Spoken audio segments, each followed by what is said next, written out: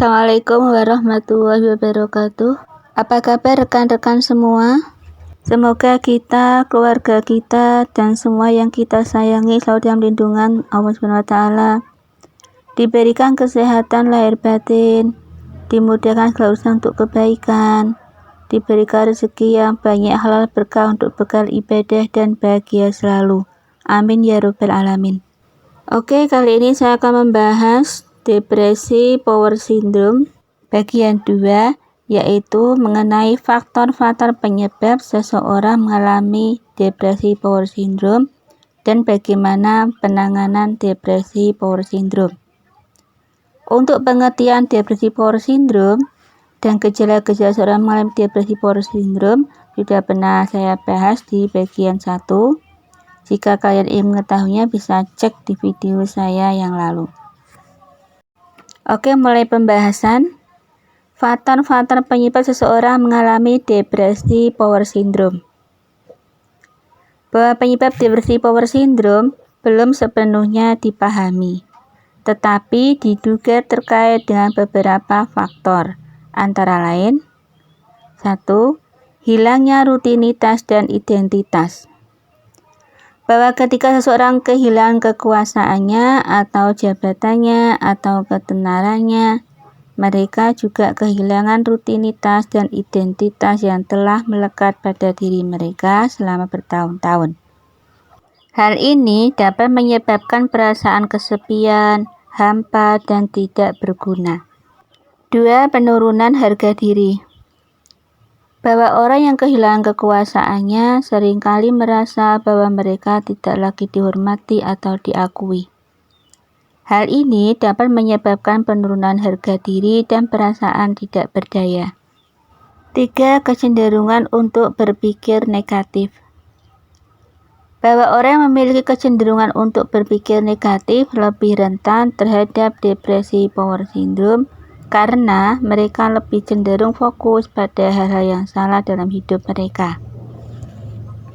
Mereka mulai melihat diri mereka sebagai pecundang atau kegagalan, dan mereka mulai merasa bahwa mereka tidak akan pernah bisa bahagia lagi.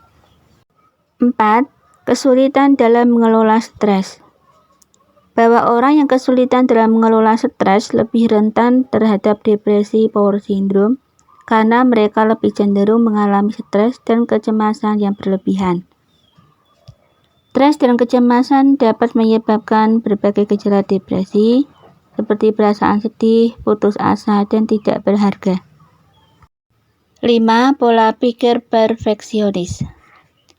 Bahwa orang yang memiliki pola pikir perfeksionis lebih rentan terhadap depresi power syndrome karena mereka lebih cenderung merasa tidak puas dengan diri mereka sendiri dan merasa tidak pernah cukup baik dan mulai menyalahkan diri sendiri atas kehilangan kekuasaan atau status mereka. 6. Kekurangan interaksi sosial.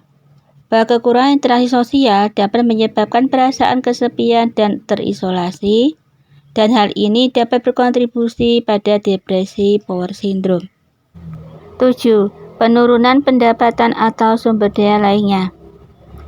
Bahwa penurunan pendapatan atau sumber daya lainnya dapat menyebabkan stres dan kecemasan, dan hal ini dapat berkontribusi pada depresi power syndrome. 8. Perubahan rutinitas dan gaya hidup. Bahwa perubahan rutinitas dan gaya hidup seperti pensiun atau kehilangan pekerjaan dapat menyebabkan disorientasi dan kesepian yang dapat berkontribusi pada depresi power syndrome. 9. Gangguan pola tidur. Bahwa perubahan pola tidur seperti sulit tidur atau tidur berlebihan juga dapat menjadi faktor yang berkontribusi terhadap depresi power syndrome. Untuk pembahasan selanjutnya yaitu tentang penanganan depresi power syndrome. Bahwa depresi power syndrome dapat ditangani dengan berbagai cara, seperti 1. Terapi psikologis.